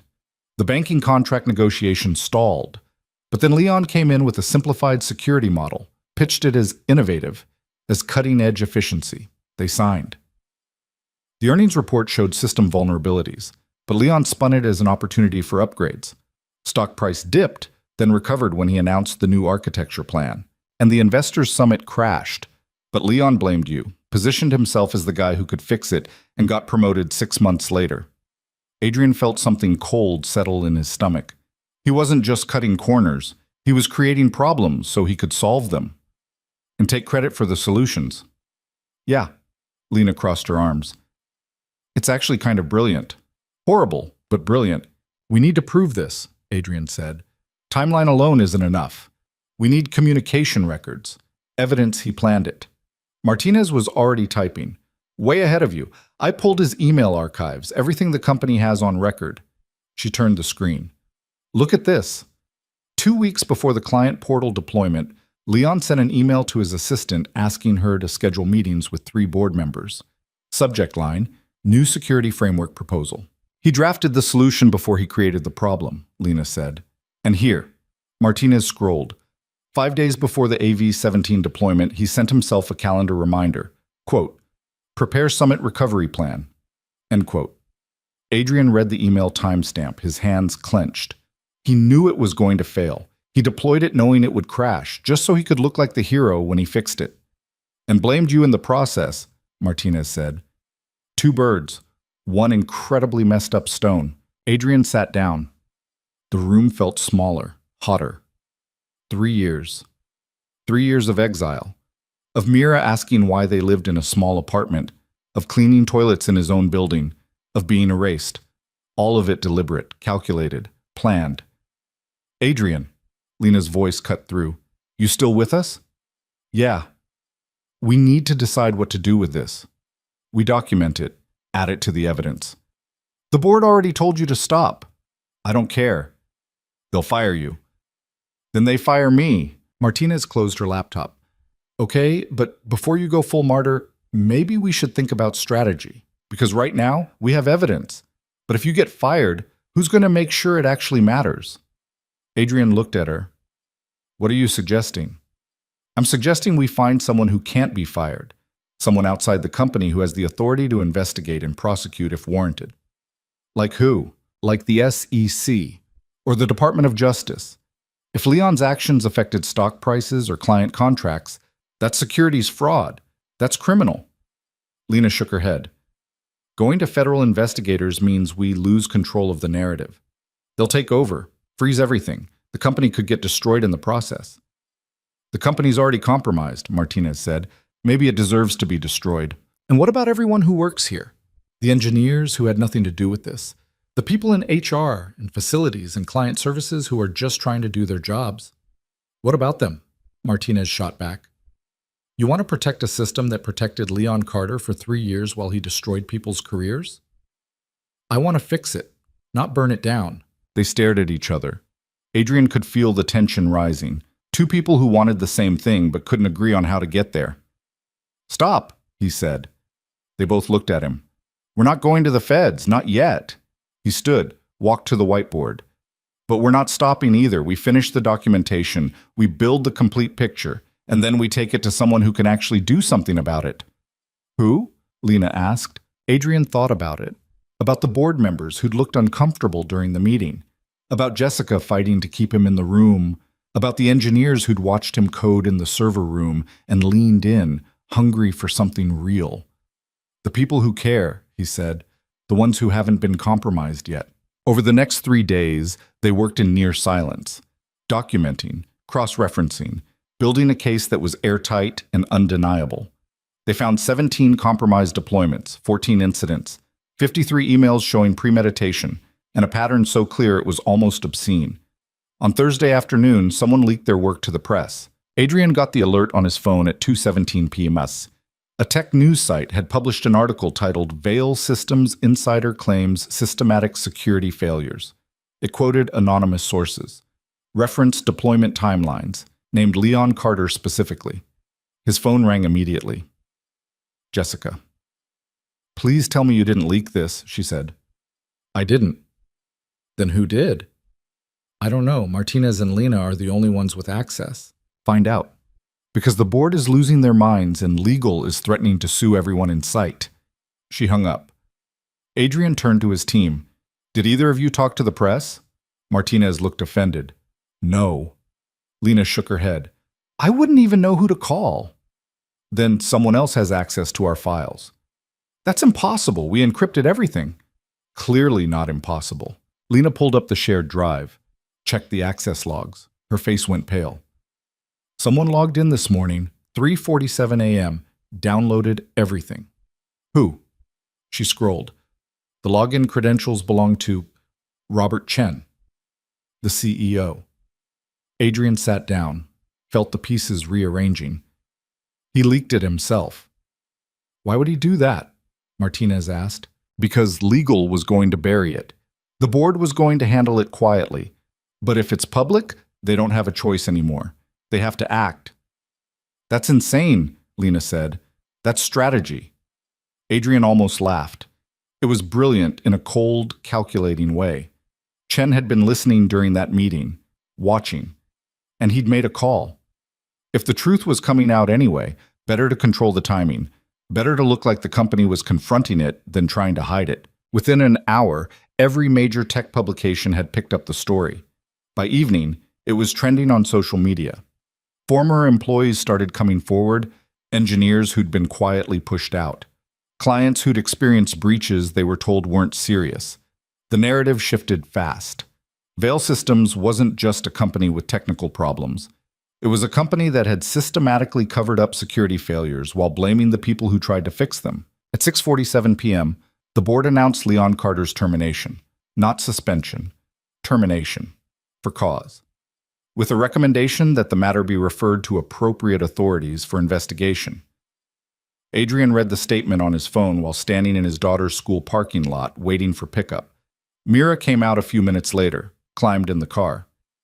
"You look weird," she said. "Weird how?" "Like you can't decide if you're happy or sad." He pulled out of the lot. "That's pretty accurate." "Did something happen?"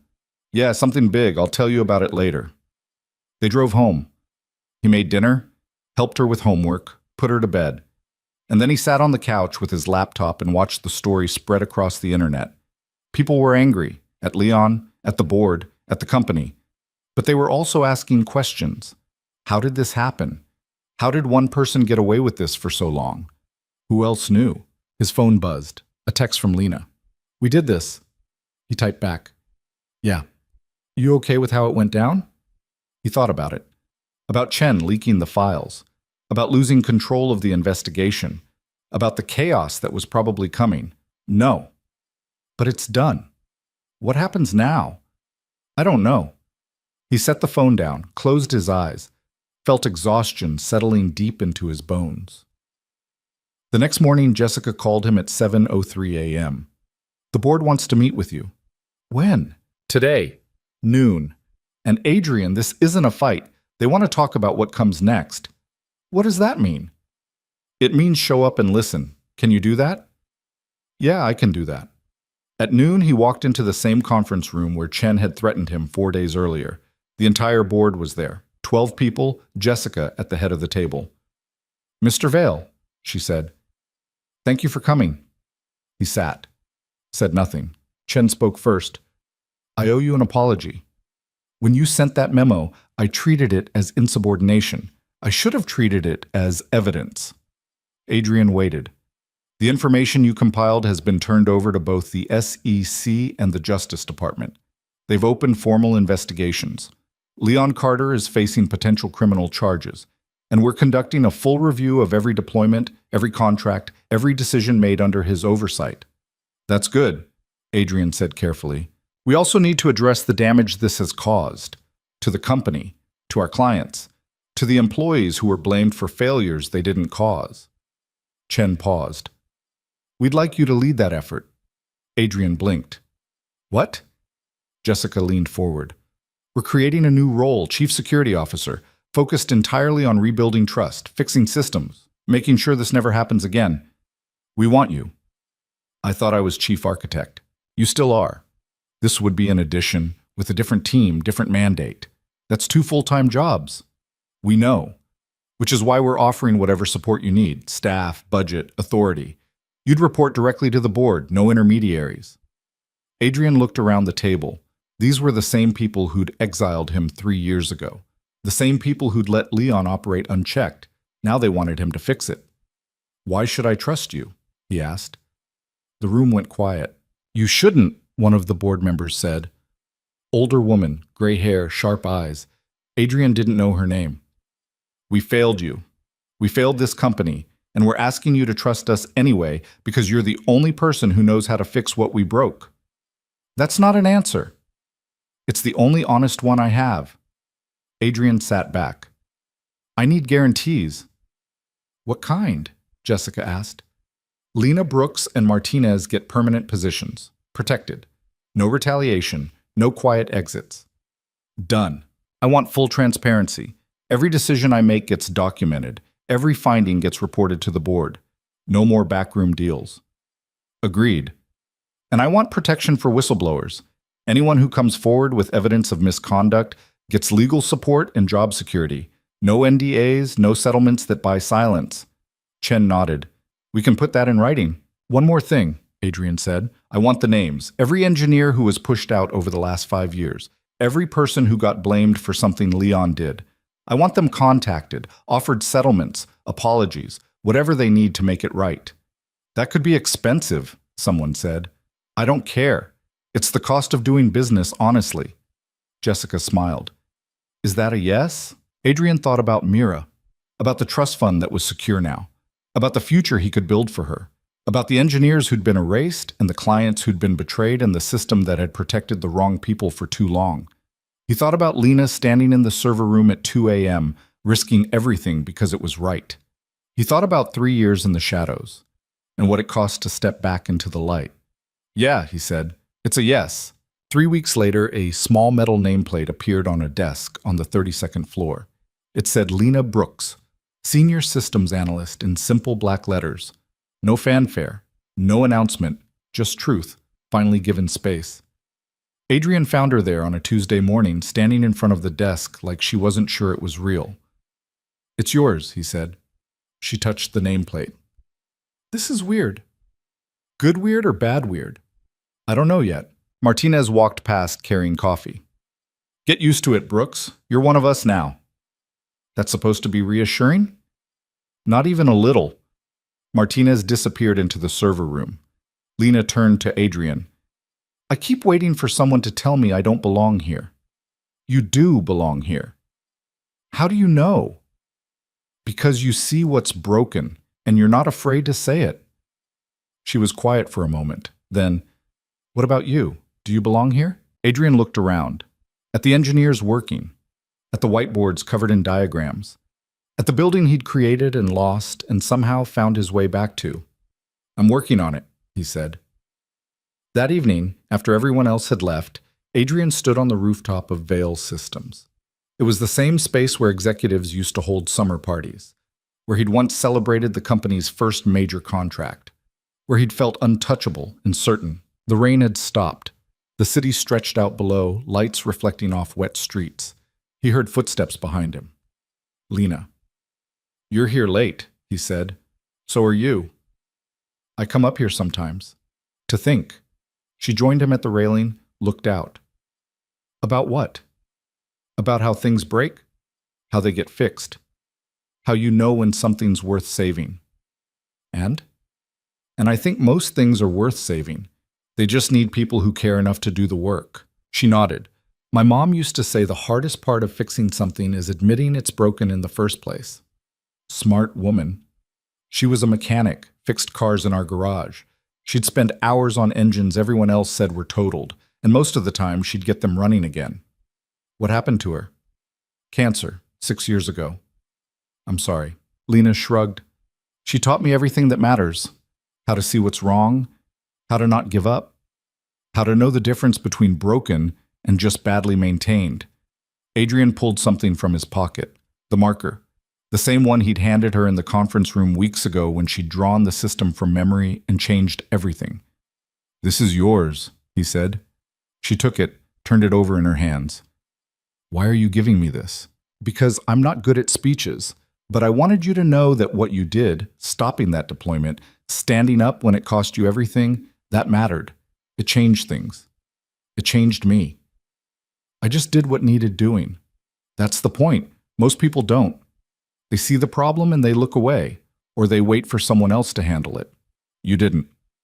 Lena looked at the marker. You think I'm some kind of hero? No. I think you're someone who refused to be invisible. That's harder than being a hero. She smiled. It was small and real. You know what the worst part was? All those years doing maintenance, having people walk past me like I was furniture, like I didn't matter. I got good at it, being nothing. You were never nothing. To them I was. Then they weren't looking. She met his eyes. And you were? Yeah, I was watching everything. That's how I saw you. They stood in silence. The city hummed below. Somewhere a siren wailed. Somewhere someone was probably having the worst day of their life. Somewhere else, someone was having the best. What happens now? Lena asked. We fix what's broken. We build something better. We make sure people like Leon can't do this again. That's optimistic. It's realistic. Systems only work if people maintain them, if they care. We care, so we maintain. What if we fail? Then we fail trying. That's better than not trying at all. Lena tucked the marker in her pocket. My mom had this saying, you can't fix everything, but you can fix something, so fix something. I like that. Yeah, me too. They walked back inside together, down the stairs, through the building, past the cubicles where engineers had already gone home to families and lives outside these walls, past the break room where someone had left a birthday cake half eaten, past the lobby where Marcus, the security guard, waved goodnight. In the parking garage, they stopped at their cars. See you tomorrow? Lena said. Yeah, 8 a.m. We're reviewing the authentication protocols. Fun. It's work. Doesn't have to be fun. Does it have to mean something? Adrian thought about Mira, about the years hiding, about the moment he chose to step forward, about the people who'd stood with him when it mattered. Yeah, he said. It has to mean something. Lena got in her car. So did Adrian. They drove out into the night, separate directions, separate lives, but connected by the work they'd chosen and the truth they'd refused to let die. 4 months later, on a February morning that was cold and clear, Adrian walked Mira to school. She'd grown 3 inches, started asking harder questions, stopped believing every answer he gave. Dad, she said at the crosswalk, that thing you did, at work, when you found out someone was doing bad things. Yeah? Was it hard telling people? Really hard. But you did it anyway. Yeah. Why what? He looked down at her serious face and her backpack too big for her shoulders. Because some things are more important than being comfortable, like being honest, like standing up when something's wrong. Even if it costs you, especially then. She thought about that. I told my teacher that Dylan was cheating on the test. And now Dylan's mad at me, and some of the other kids are too. How do you feel about it? Bad, but also okay, because it was the right thing. Adrian knelt down, looked her in the eyes. That feeling, that bad but okay feeling, that's how you know you did the right thing. If it felt easy, if everyone liked you for it, you'd have to wonder if it actually mattered. So doing the right thing is supposed to feel bad? Not bad, just hard, and lonely sometimes. But that's okay, because the alternative is worse. What's the alternative? Being the kind of person who sees something wrong and looks away. And Bug, you're not that person. You never will be. She hugged him. He hugged back, felt her small arms around his neck and something in his chest that was too big for words. "Love you, Dad." "Love you too." She ran into school. He watched her disappear through the doors, stood there for a moment. Then he walked back to his car and drove to work. At Vale Systems, things were different now. Not perfect. Perfect was impossible, but different, better. The security protocols had been rebuilt, every system audited, every vulnerability documented and fixed. It had taken months. It would take more. But the work was happening. Engineers who'd been pushed out were being contacted. Some came back, some didn't, but they all got apologies, real ones, and compensation for the years they'd lost. Leon Carter was facing trial. Securities fraud, criminal negligence, conspiracy. The case was strong. Adrian had been deposed twice. He told the truth, all of it. It felt right. On the 32nd floor, Lena's team had grown to 8 people. They called themselves the Audit Squad, half joking, half serious. They were good. They cared. They didn't look away. Adrian found her that afternoon in the server room, staring at a monitor. "Problem?" he asked. "Just checking something. Deployment went live this morning. I wanted to make sure it's stable." And it's fine. Better than fine. It's actually working the way it's supposed to. Imagine that. She smiled. "We built something that works. On purpose. With all the safety features intact. It's almost disappointing how boring it is." "Boring is good. Boring means nobody's cutting corners." "Yeah." She closed the laptop, looked at him. "You know what's weird?" "What?" "I don't feel invisible anymore. I walk through this building and people actually see me. They ask my opinion. They listen. It's disorienting." "Get used to it." "I'm trying." She paused. "Thank you for that." "I didn't do anything. You made yourself visible. You gave me the space to do it." They stood in the quiet hum of the servers, the machines that held everything.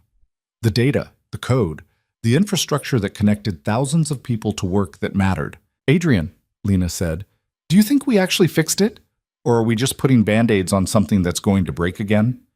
He thought about it, about the meetings and the documentation and the policies they'd implemented, about the engineers they'd trained and the culture they were trying to build. "I think we fixed some of it," he said, "and we're watching the rest.